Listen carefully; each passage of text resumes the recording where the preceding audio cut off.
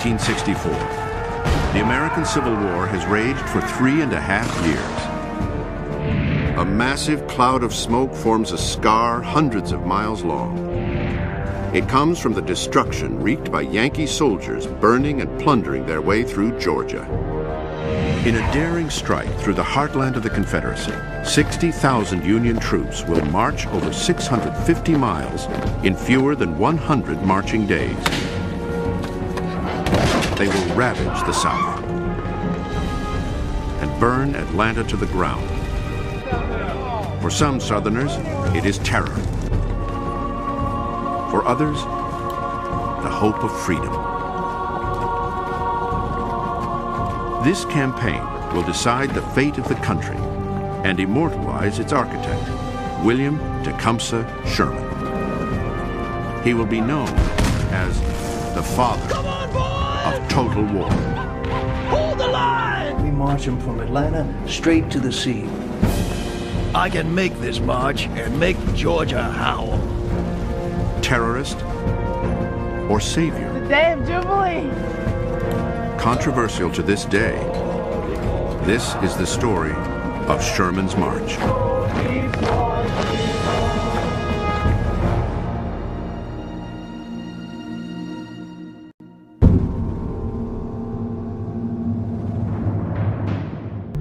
We divide the enemy's territory. These two men now command an army of over 1 million, and the fate of the Union rests in their hands. He's going to use the ground to his best advantage. They are William Tecumseh Sherman and Ulysses S. Grant.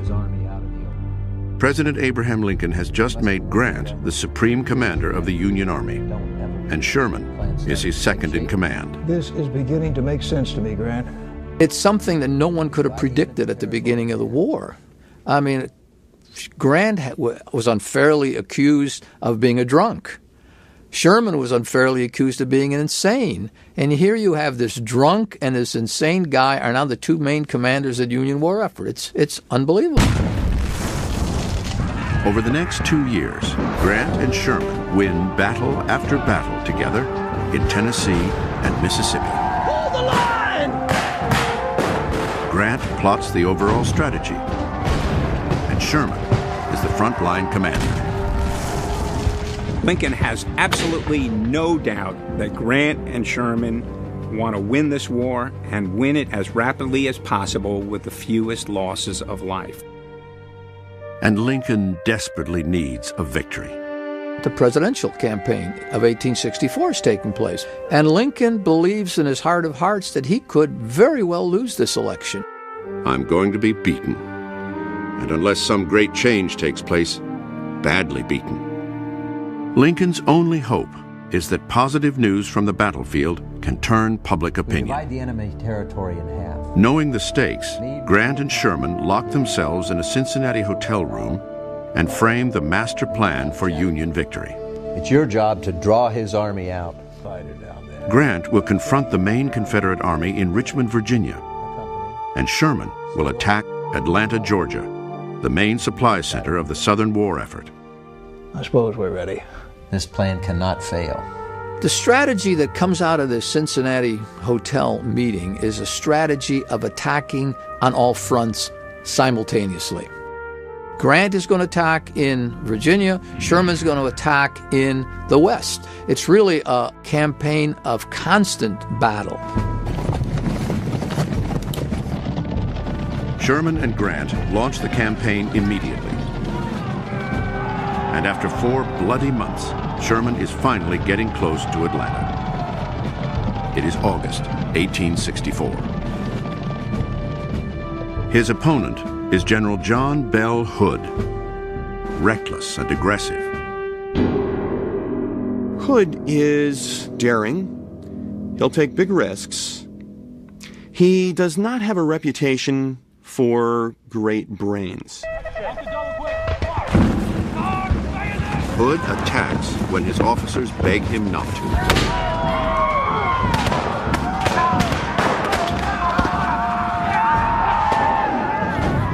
Hood's army is absolutely routed and shattered. A week later, in a surprise maneuver, Swinging south of Atlanta, Sherman cuts off the rail lines that supply the city. He can smell victory. Gentlemen, I have Atlanta as surely as if it was in my hand.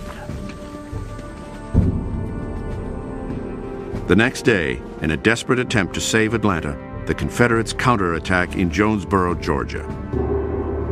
The fighting at Jonesboro is absolutely brutal. And it's brutal because the soldiers know exactly what's at stake. The Union Army seizes a position. The Confederates have to dislodge them. If they can't, the Confederacy loses Atlanta.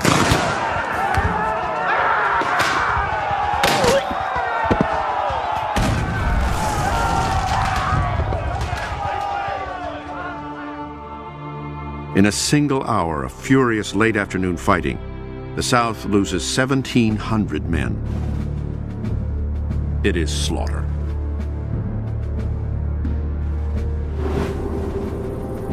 After Jonesboro, Hood withdraws, and Sherman occupies the second most important city of the Confederacy.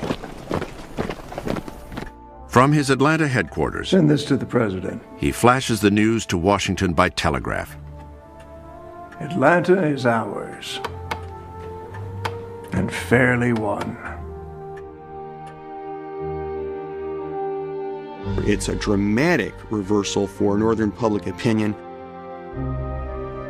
After the fall of Atlanta, it becomes increasingly clear that Lincoln will win re-election and that the Northern populace will continue to support the war as long as necessary to secure final victory.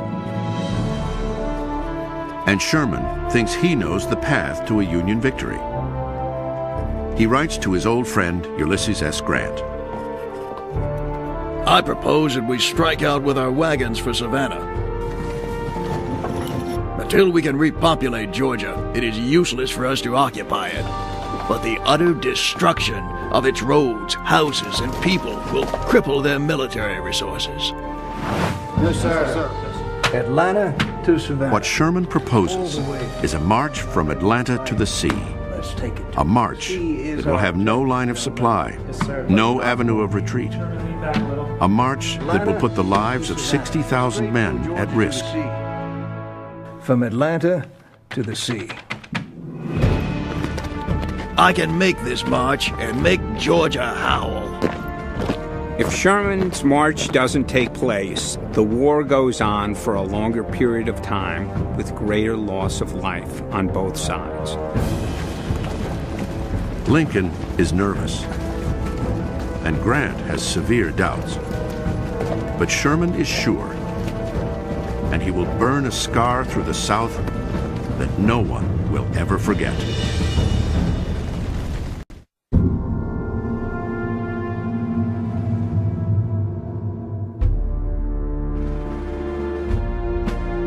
It is September 1864, and America's Civil War is at a turning point. General William Tecumseh Sherman has taken the city of Atlanta with a brilliant attack on Southern supply lines. Yes, sir. We want to end this war.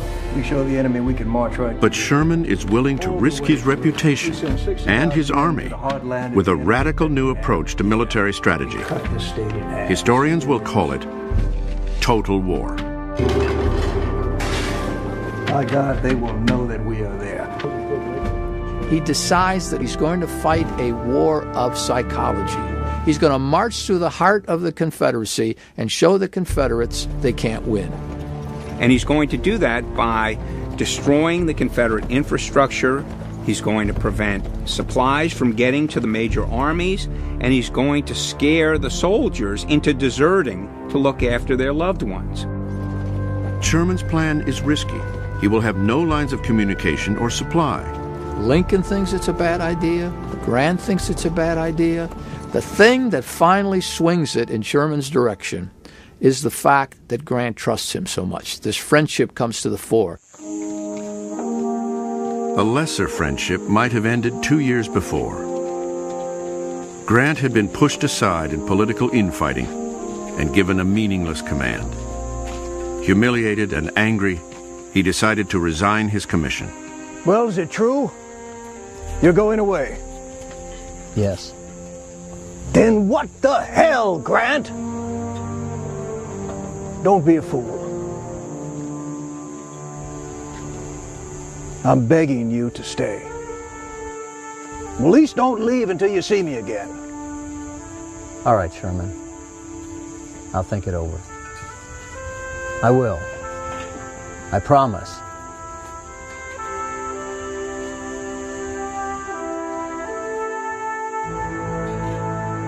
Grant does decide to stay, and Lincoln soon has him in command of an army.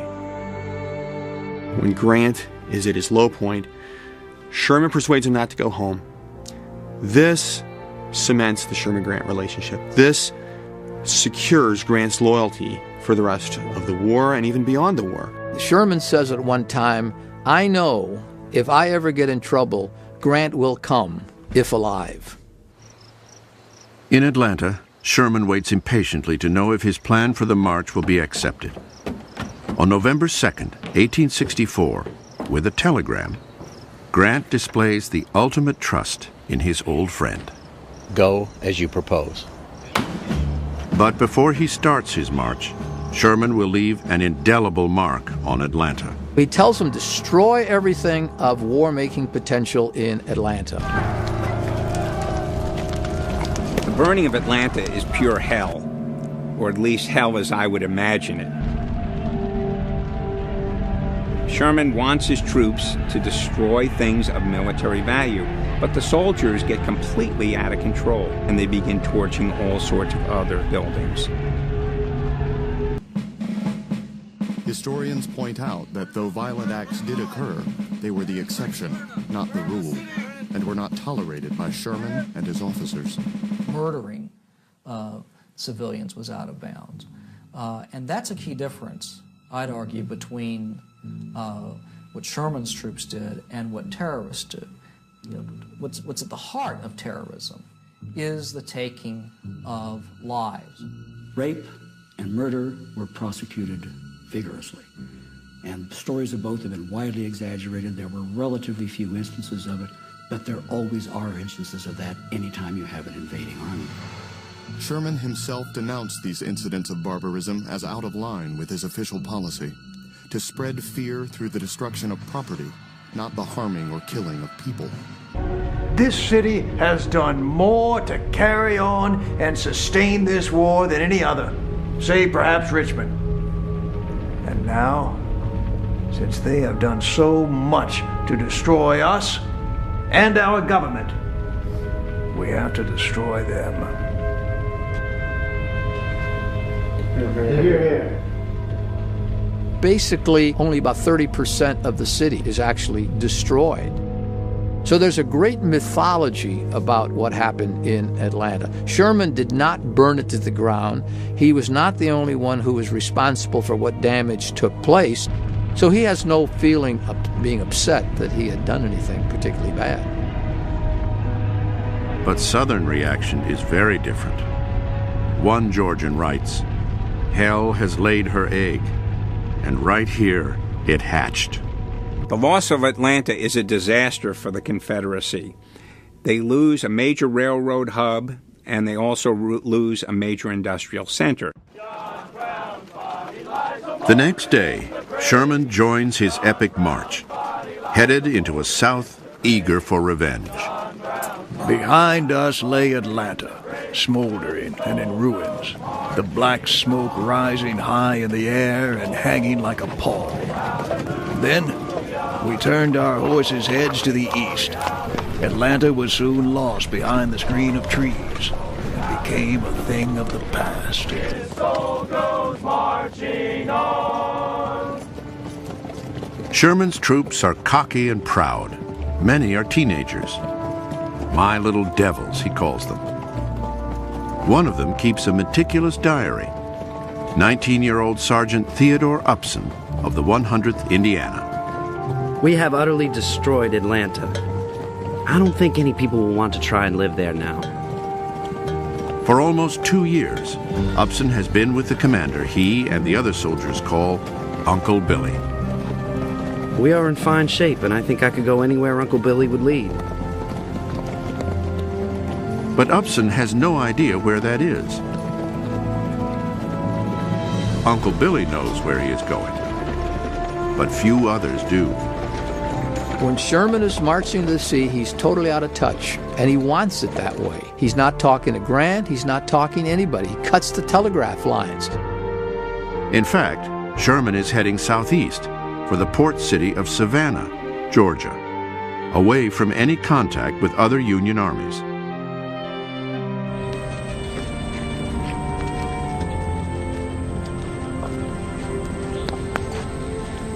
Without regular food supplies, Sherman is taking a daring risk. The Army will forage liberally on the country during the march.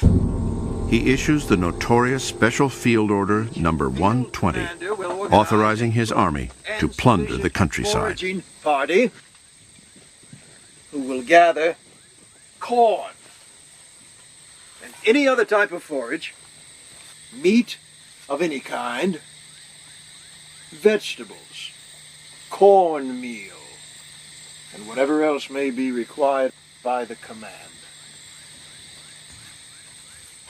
Because Sherman is living off the land, there's one thing he can't do. He can't stop. If they stop, they will very quickly, within a matter of a few days, they will exhaust the supplies within the circle around them wherein they can draw supplies, and they're going to start to go hungry. Sherman is taking one of the biggest gambles of the entire war, but he is willing to risk his career and his army for victory. Success would be accepted as a matter of course, whereas should we fail, this march would be adjudged the wild adventure of a crazy fool.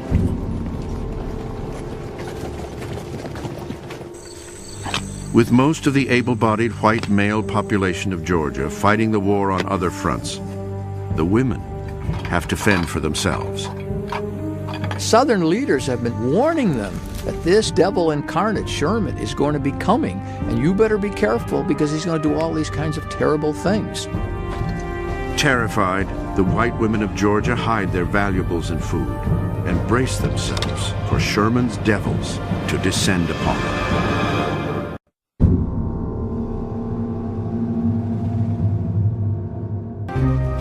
It is an army of 60,000 hungry men, of 25,000 horses and mules, of 2,500 wagons and 600 ambulances. Despite its size, the march is lean. To keep the army moving fast, Sherman economizes wherever he can. He allows his men one blanket, 40 rounds of ammunition, and 20 days' rations. They'll take their blanket, they'll roll what they have in it, they'll sling it over their shoulder across their body, tie it together on one hip, and that is what they carry with them. But no matter how light they travel, Sherman's troops still have to eat. And Sherman has anticipated the challenge. Special maps have been prepared with the census data, tax revenue, and crop yields for every county in the state of Georgia. So he knew what was going to be available for his army before he set out, and he even designed his march to make sure that he exploited counties which would have large quantities of food to support his command. Units of 15 to 30 men are sent out miles away from the main army to forage for food and horses. Often wearing stolen clothes, they are nicknamed bummers, a common phrase for tramps. The term bummer largely comes from a soldier who doesn't quite fit in. He's more non-traditional. Southern whites are terrified of the bummers. Dolly Burge hides her family silver. A widow with a daughter and 100 slaves, her sole support is a small plantation.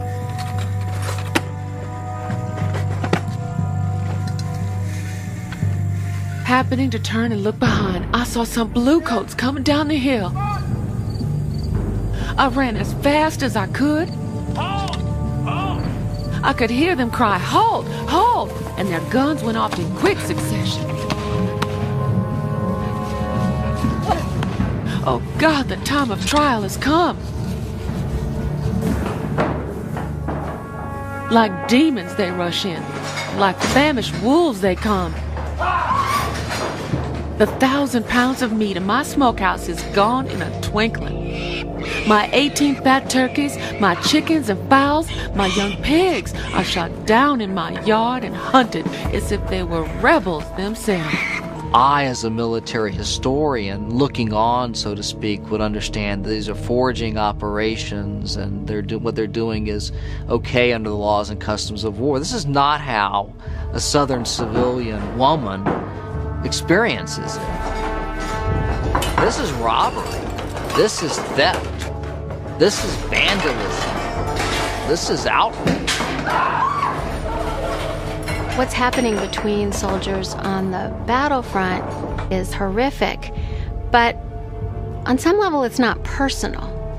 And what the soldiers are doing in the home front is very personal. And that is Sherman's intent. When these men come to their front porches and come into their parlors, they're violating a line that wasn't supposed to be crossed. My wife would love this. Sherman's army consumes 300 tons of food a day. It strips the countryside bare. Because cotton is traded by the Confederates for guns and supplies, storage barns and cotton gins are destroyed as well.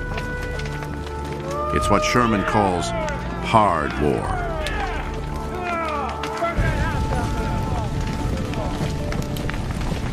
But if white society in Georgia is thrown into despair, it is a very different story for the slaves. Welcome to Georgia. On January 1st, 1863, Lincoln had issued the Emancipation Proclamation.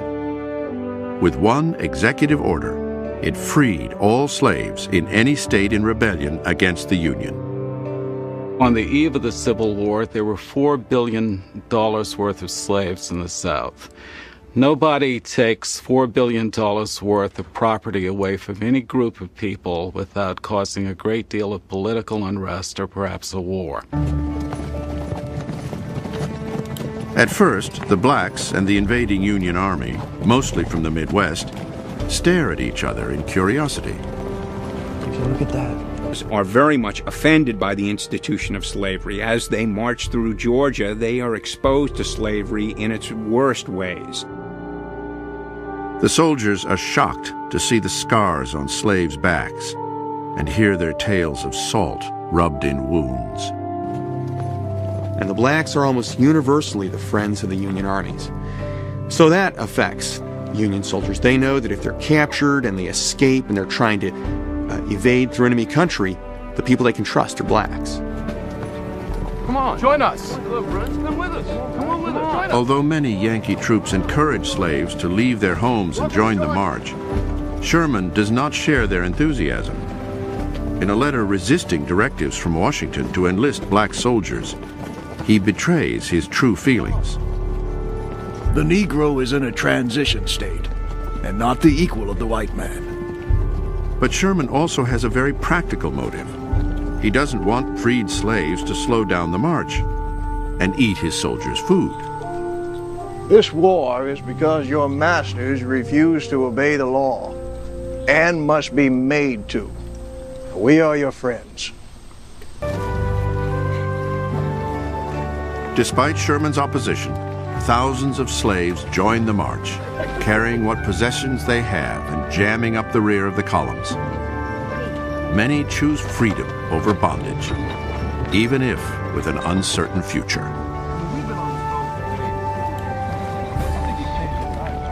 Sherman's men are extremely varied with regard to their views about blacks. Some of these men have never been around black people before, and some of them generally saw themselves as a liberating force. Unfortunately, there were others who, like William Tecumseh Sherman himself, didn't like black people. He believes, as a general rule, that blacks are inferior to whites. He believes, as a general rule, that slavery is not such a bad thing. At the same time, when he relates to individual slaves, he treats them unlike most white people, north or south, during that period would. The day of Jubilee. He shakes hands with slaves. I'm only sorry that day didn't come more quickly. A white man shaking hands with a black man at this time is just amazing. Yes, son. You're quite welcome. Despite his personal views, Sherman is considered a savior by the slaves of the South.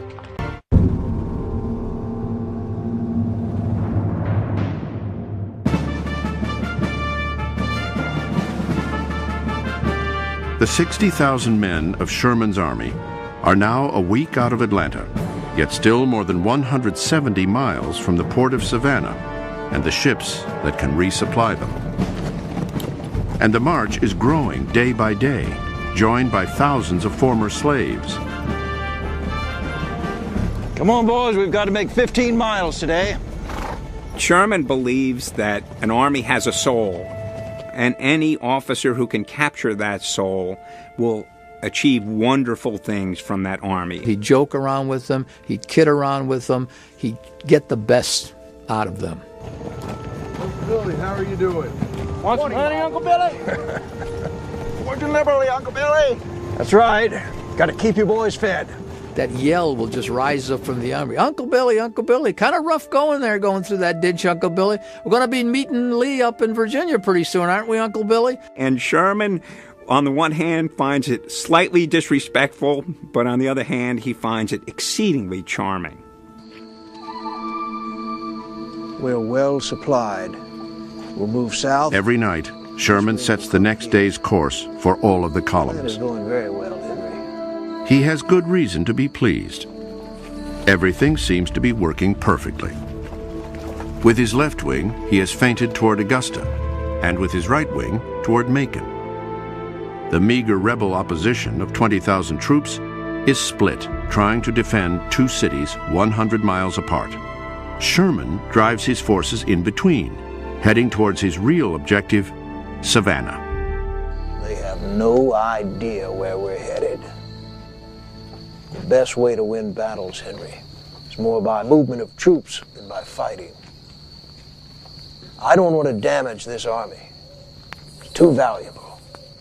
Sherman demonstrates to the soldiers that he is careful with their lives, that he will send them into battle only when it is absolutely necessary, and the soldiers appreciate that.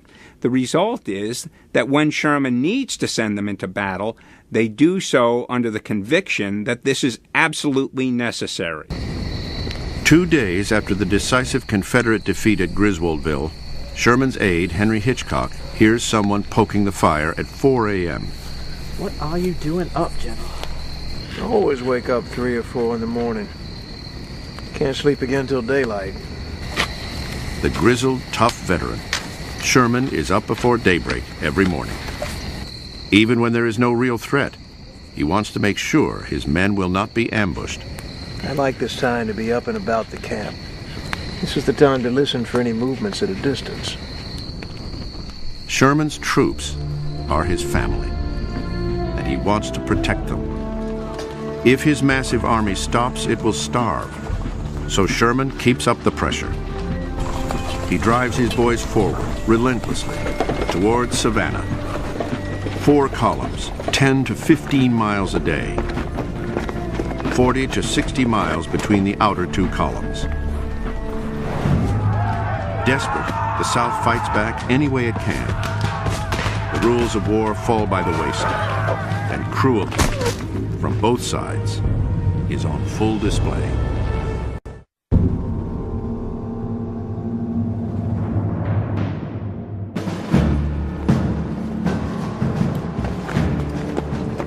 November 24th, 1864.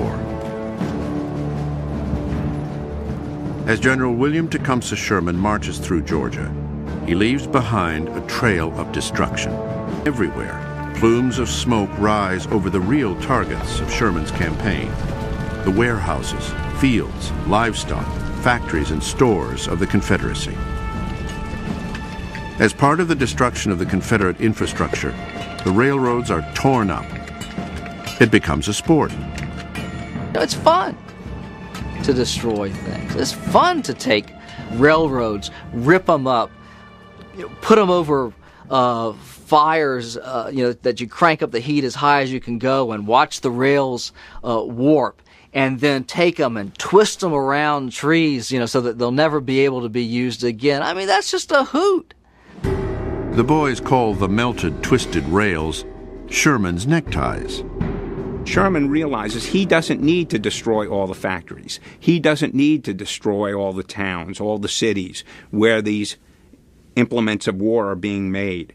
All he has to do is destroy the railroads. They can make as much gunpowder as they want. If they can't ship it anywhere, it is of no value to anyone.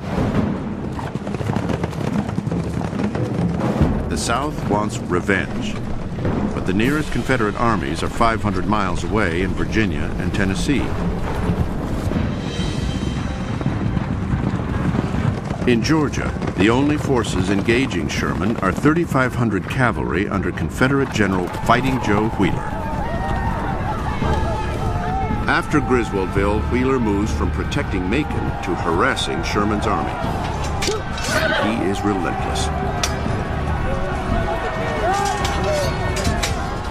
Joe Wheeler's a young man, about 27 years old at this particular time. Calls himself the War Child, and when he takes off, it's like the War Child rides tonight. Wheeler and his men regard freed slaves as stolen property. 2,000 are caught and returned to a central slave depot in Macon.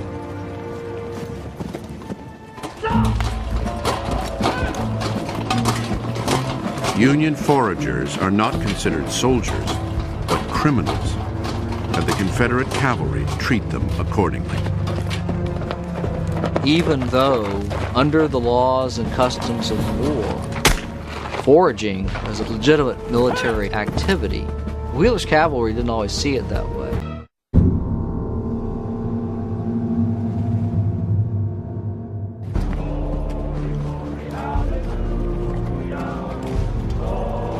Three weeks into their epic march toward Savannah, General William Tecumseh Sherman and his men have completely cut themselves off from the outside world. A vast, destroying army, they are depleting the South with every mile of their advance.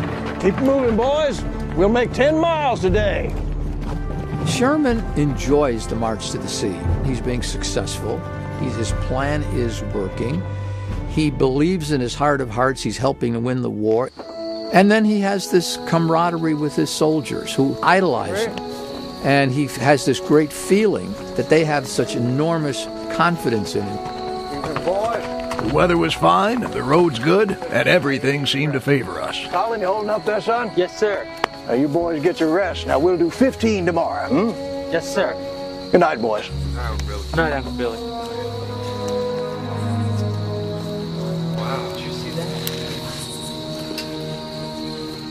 Never do I recall a more agreeable sensation than the sight of our camps by night, lit up by the fires of fragrant pine knots. The wagon trains were all in good order. The men seemed to march their 15 miles a day as though it were nothing.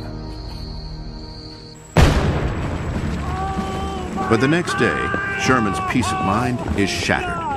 When Sherman's army first encounters torpedoes, what we would call landmines, he is incensed. I found a handsome young officer. What happened here? Whose foot had been blown to pieces by a torpedo planted in the road. He took a torpedo to the leg. How are you, son? He was waiting for a surgeon to amputate his leg. Tell me what happened. I was looking at a torpedo buried in the road. I was stepping back. I guess it exploded.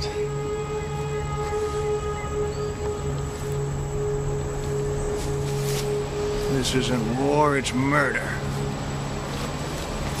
I want rebel prisoners brought up here. Sir. Immediately! Sir. Yes, sir. Sherman is outraged at this, and so what he does is he has some Confederate prisoners walk ahead of the troops to find the landmines. Dig up the torpedoes! You can't send us out there to get blown up. In the name of humanity, General. Your people put those things there to assassinate our men instead of fighting fair. You must remove them. If you get blown up, I don't care. You heard him, gentlemen. Let's get it. Move it, boys. Move along. Oh. By today's military standards, that is wholly unacceptable behavior. But Sherman, interestingly enough, considered this perfectly proper because he considered the torpedoes as violations of civilized warfare.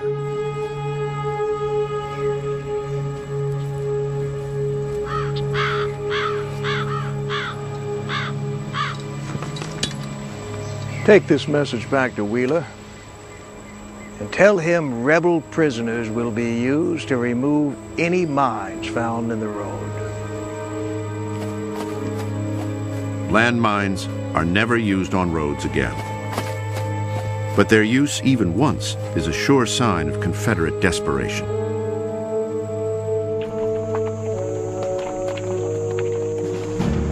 It is not just the Confederates that are becoming desperate. The Piney Woods is a poor area with little food and livestock. Sherman is concerned the march may not make it to Savannah. He's not the only one who is uneasy. Lincoln mentions to some people he's talking to, he says, we know the hole where Sherman went in, but we don't know the hole where he'll come out. And of course, I think the subtext is Lincoln is thinking, we don't know if he will make it out. As supplies for the march begin to run low, Sherman faces the very real prospect of a new enemy, hunger. He orders the freed slaves following the columns to be turned back whenever possible. Well, the slaves don't listen. They continue following the army for good reason. Movement away from their place of slavery is a mark of freedom. They stay in the same place, they still see themselves as slaves. Slaves are not going to understand military strategy. Slaves didn't go to West Point like William Tecumseh Sherman. Sure, slaves do not understand what armies are trying to accomplish with regard to precise methods of warfare. Fewer than 25 miles from Savannah, this misunderstanding leads to tragedy. 14,000 Yankee troops are crossing Ebenezer Creek using a portable pontoon bridge. General Jefferson C. Davis, a Union officer with the same name as the Confederate president, is supervising the operation. Davis is pro-slavery and makes no secret of his disdain for African Americans. As a combat commander, he was just fine. And in terms of his political views, heck, his political views were not that different from Sherman's.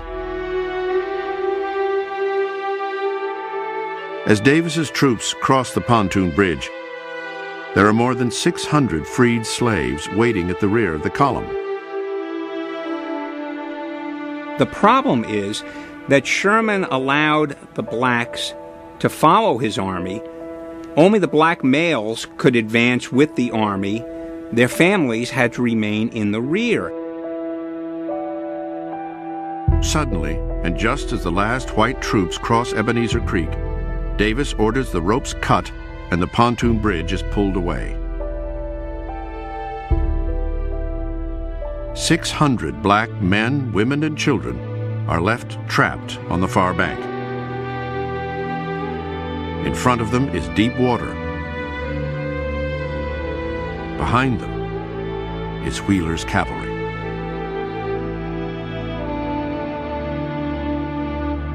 So there in a twinkling, these people go from seeing themselves as about to be free, the very first time in their lives, to being re-enslaved. A Union chaplain, John Haidt, is watching. There went up from that multitude a cry of agony.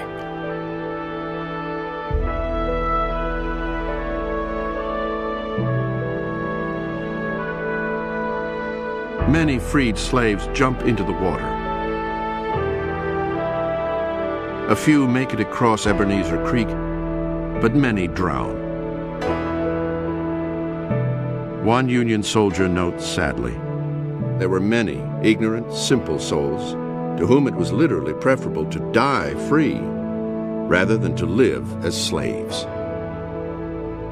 We can give Jefferson C. Davis a great deal of credit if we look at it from a practical aspect.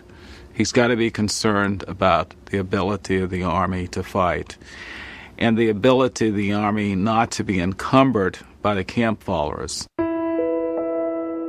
Not only does he have a military problem, but he has a problem with regard to humanity. And how is he going to behave? How is he going to act toward these camp followers? I think he acts disgracefully. And it's a really sad moment in Sherman's march, because these people so much trusted Sherman's army. They saw Sherman's army as a ticket to freedom, and they'd been horribly double-crossed. I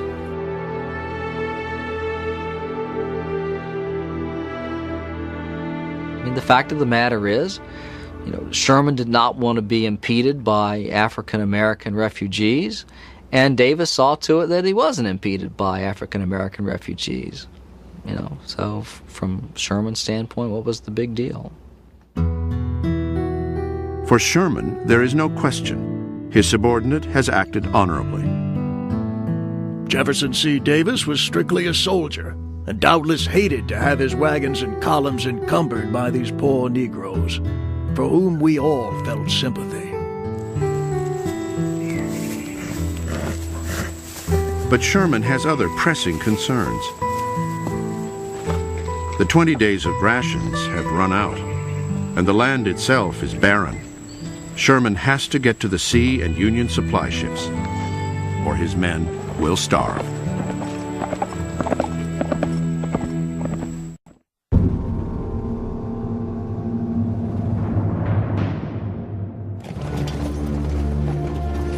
With Ulysses S. Grant stalled in Virginia, the North is eager for positive news from Sherman's army deep in Georgia. Now, everything hinges on how soon they can take the city of Savannah and secure the supplies they desperately need. As they get closer to the ocean, the land and the terrain changes, and suddenly this is not a breadbasket. The only thing that's growing is rice. And these guys don't know anything about rice. In front of Savannah, the Union troops dig in for a long siege, but they are now close to starvation. Captain Storrs from Connecticut describes the daily routine. We played cards, laid low, and our diet was rice for breakfast, rice for dinner, rice for supper, and then more rice. Even the pack animals are eating rice. Time is running out. In fact, one sergeant says to a complaining soldier, well, just take your belt and move it up one more notch. That's all we can do. For the first time in the march, Sherman's men are writing about going hungry, going on short rations. He's got to open a supply line to the sea quickly. There are two routes to the sea. The Savannah River to the north is controlled by the city's defenses. To the south lies the Ogeechee River. It is dominated by Fort McAllister, the last obstacle facing Sherman. But the Confederate stronghold has defied all previous Yankee attempts to take it. The logic of the situation is unescapable. Sherman must have Fort McAllister, and he must have it quickly. What's the garrison? Union Cavalry General Judson Kilpatrick has scouted the fort and brought back detailed information. It has 17 feet thick earthen walls that can absorb artillery fire. With 11 large cannon facing the sea, Fort McAllister appears impregnable to a frontal assault. But it only has a 230-man garrison and seems vulnerable at the rear. This fort can be ours, boys. It's the key to Savannah. Potentially, this could be a bloody thing for Sherman's troops to have to do. The sun's beginning to go down, and they've only got a few minutes of daylight to make this attack, and it's got to go off today.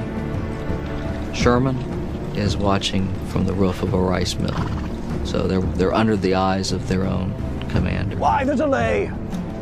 The order to attack is given. For God's sake, signal an immediate attack. And they charge forward across the grasslands. Sherman's place in history and the future of the country hang in the balance. There they go, Howard. Not a waver.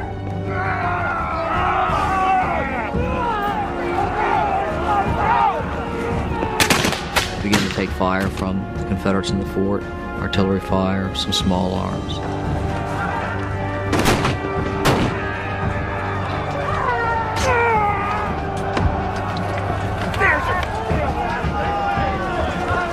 They climb the earthen rampart of Fort McAllister.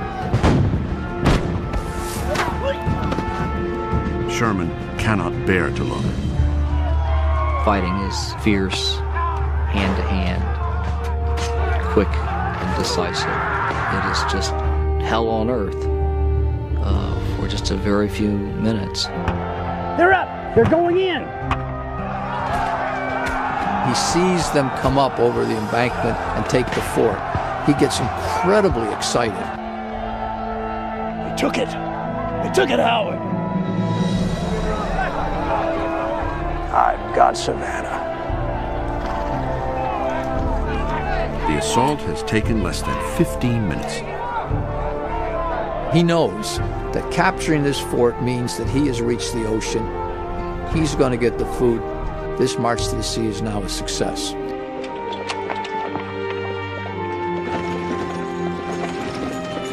Knowing defeat is inevitable, the Confederates abandoned Savannah.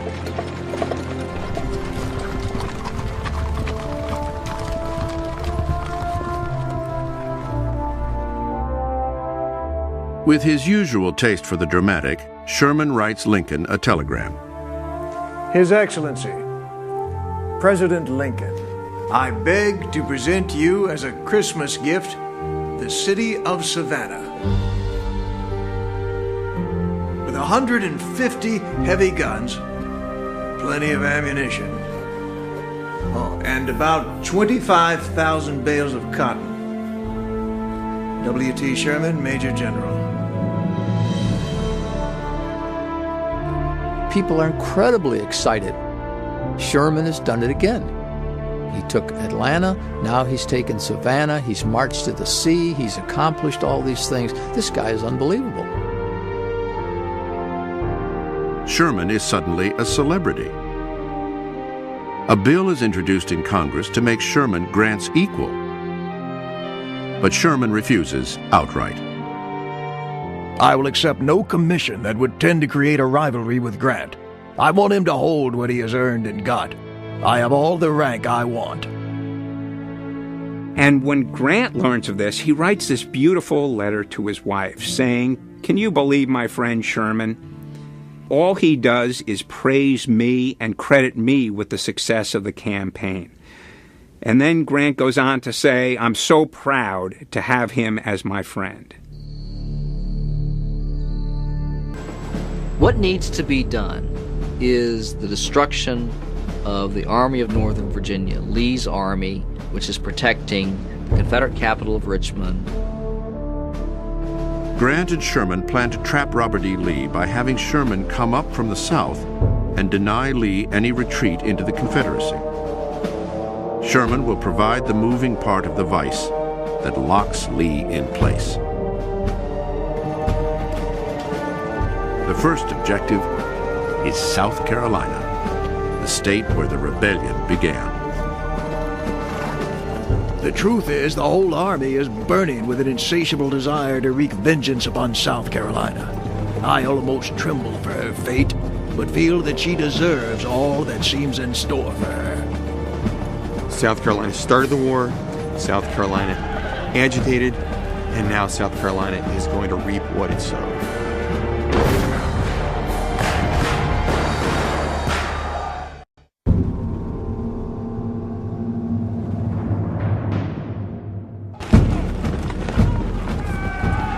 Sherman's march has met its principal objective, capturing the seaport of Savannah, Georgia. But the victory is not enough for Sherman. Now he wants to punish South Carolina, the cradle of the rebellion. Sherman's troops have a saying as they begin their march into South Carolina. "Here is where treason began, and by God, here is where it will end." The New York Herald reports, "Vandalism, though not encouraged, was seldom punished. In Georgia, few houses were burned. Here, few escaped."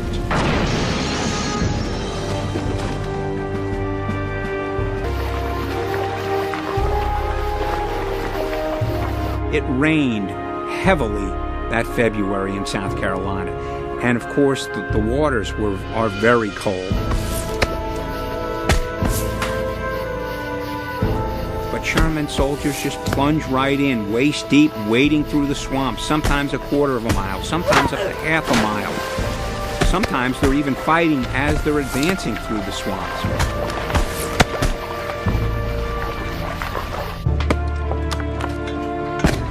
Sherman just continues to push that army and have the confidence in them that they can do this. And they understand this. They're at the point when they get to South Carolina, they don't think anybody can stop them. In North Carolina, Robert E. Lee's friend, Confederate General Joseph Johnston, waits impatiently for an assignment. He is deeply impressed by Sherman's progress. When I learned that Sherman's army was marching through the Sauk swamps at a rate of 12 miles a day and more, I made up my mind that there had been no such army in existence since the days of Julius Caesar.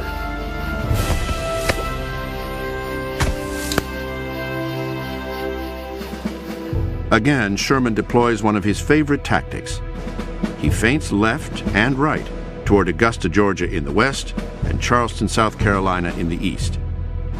His real destination is Columbia, the capital of South Carolina.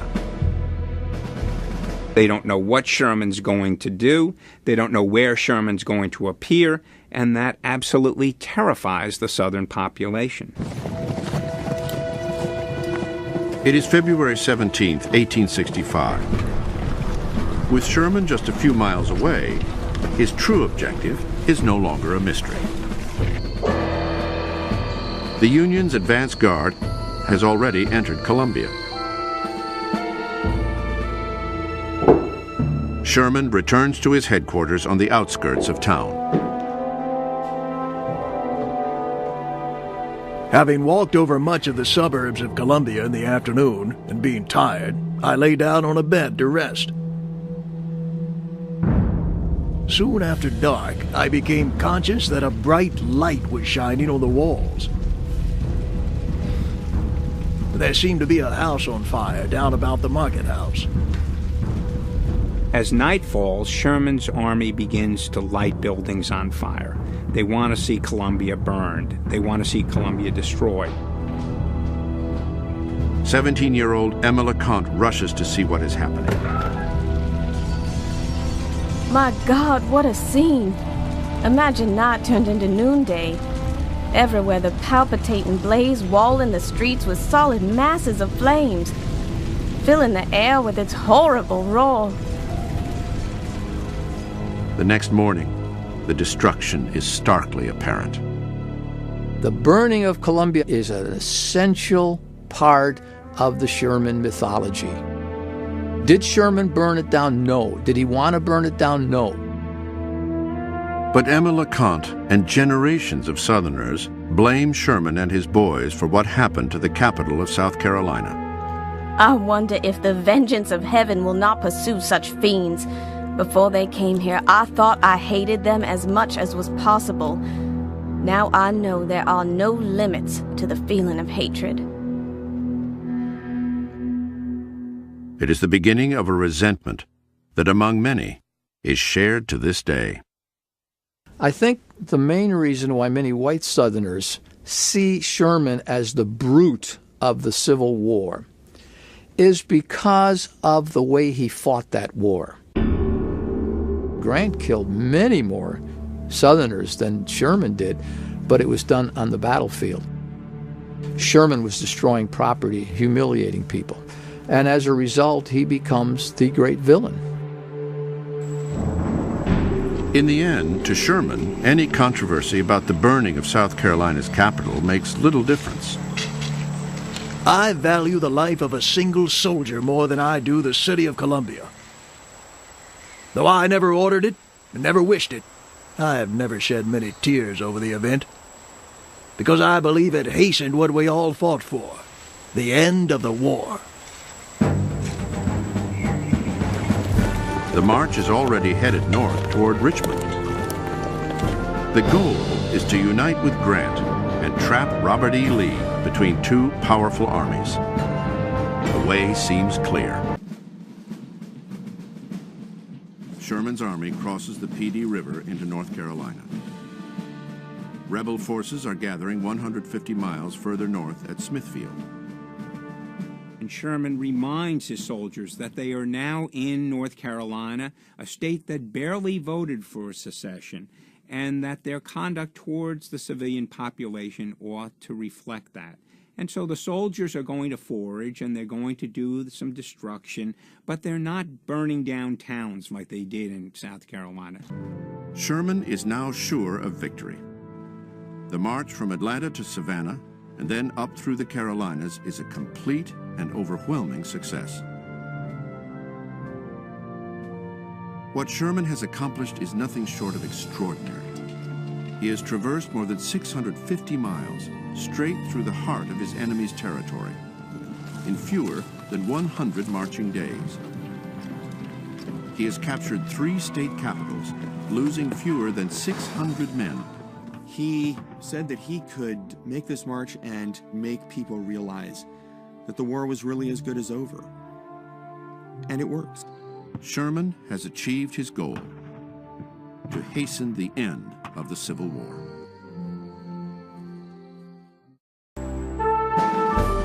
When the country is reunited and at peace, Sherman's army makes its final march down Pennsylvania Avenue. Sherman is on the reviewing stand next to Grant. He will later write, "It was the happiest and most satisfactory moment of my life." After the war, Sherman's myth continues to grow. In the North, he is a hero who refuses overtures to run for president. If nominated, I will not accept. If elected, I will not serve. But in the South, he is the brutal monster who devastated the noble Confederacy.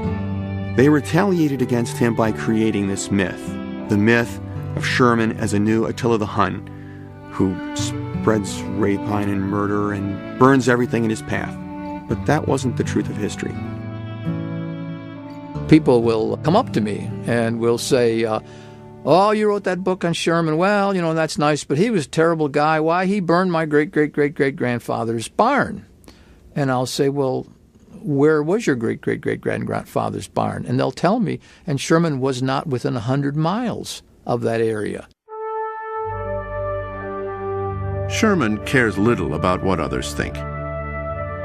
He will live another 26 years, a popular after-dinner speaker and man about town. He will even be immortalized on a postage stamp. Among the soldiers who serve under Sherman, he is truly the great hero of the war. He was one of the major figures, not just in the Civil War, but in all of American military history. Sherman is revered by those around him. But his greatest pleasure is always reunions with his boys. The march catapults Sherman into history and fame, but he never forgets who brought him there. Sherman gives much of his income to the poor old soldiers who show up regularly at his door. Good evening to you, friend. Good to see you again, sir. You as well. This old bummer of yours is on hard times. Can you help a man out? They stood by him when he needed them. They are his family. You stood by me, my friend. We tried. And he will always be Bless you. their Uncle Billy. You as well.